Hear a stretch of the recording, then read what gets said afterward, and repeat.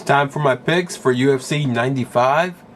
I need to go ahead and get these out of the way. I always forget. These events are starting to sneak up on me in my old age. Yeah. So, pulling up the card. Going to go through the little prelim fights. Just going to pick the winner's name and be done with it. Per Eklund. He's going to win it. Neil Grove. I like that name. I like it a lot. Paul Kelly.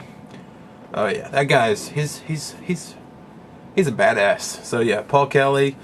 Oh, this is a weird one. Brian Cobb versus Terry Edom.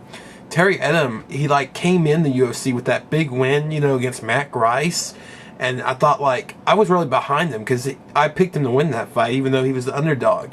But lately, I think he's dropped to. He's just kind of a scrappy little guy that wins and loses some. But I'm going to pick him here. I'm going to go with Terry Edom. I like Terry Edom. I like him a lot.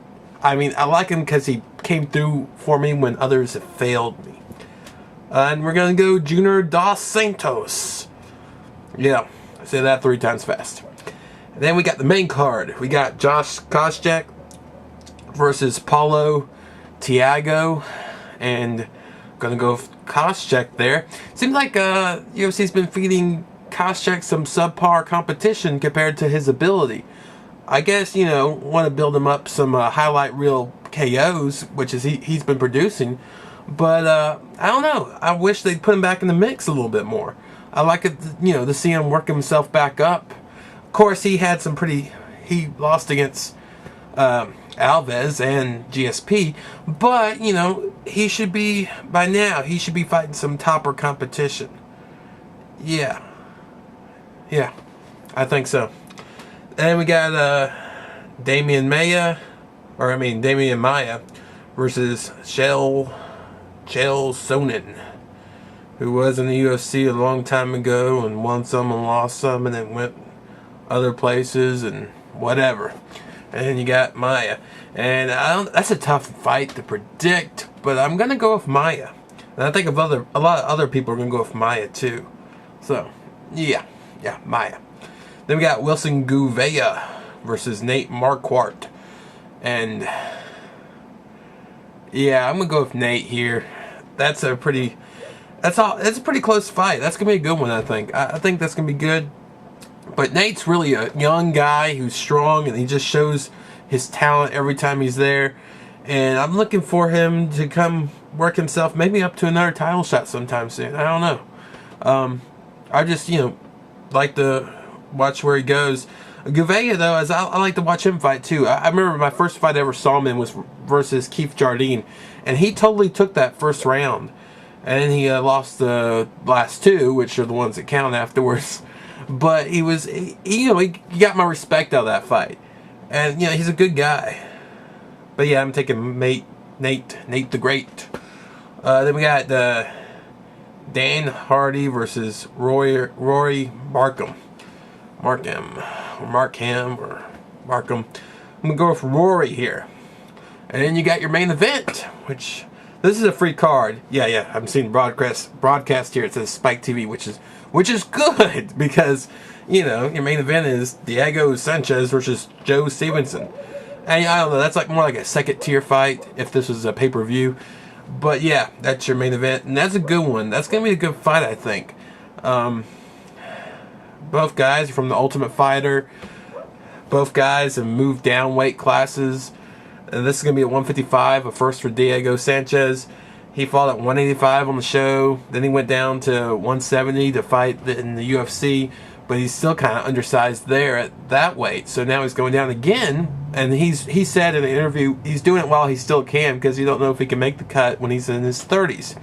And might as well give it a try while you can, right? So it makes sense to me.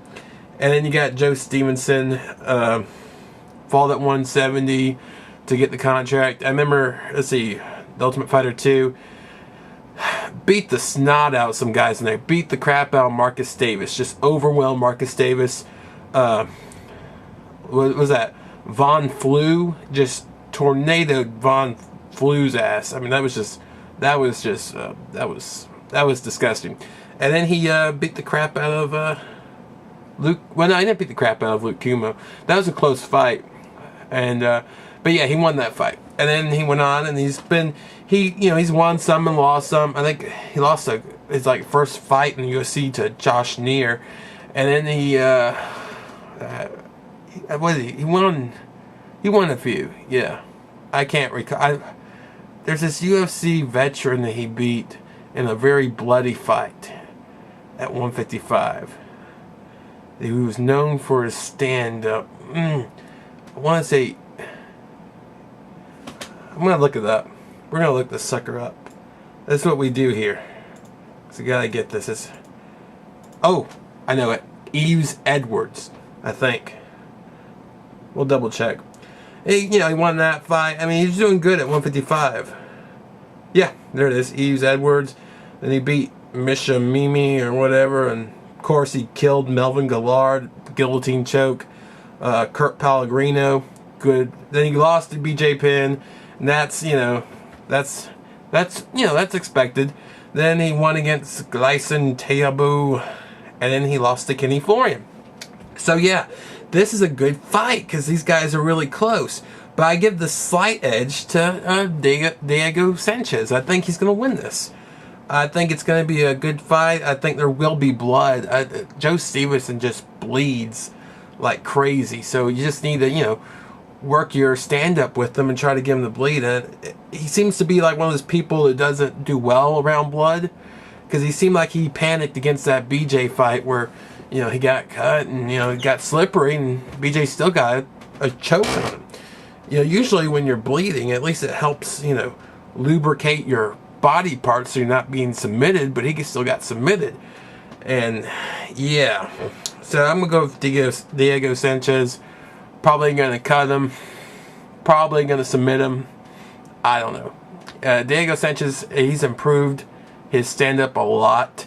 Joe Stevenson stand-up, he's more like a mini Matt Hughes like fighter, ground and pound, good wrestling, but everything else is kind of subpar. So I am going for Diego Sanchez. Just he's gonna work a clinic. I think it's gonna be a real endurance fight, and he's gonna get the win. Maybe late round 2, early round 3, something like that.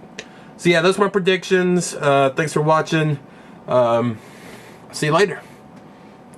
Peace! I'm out of here!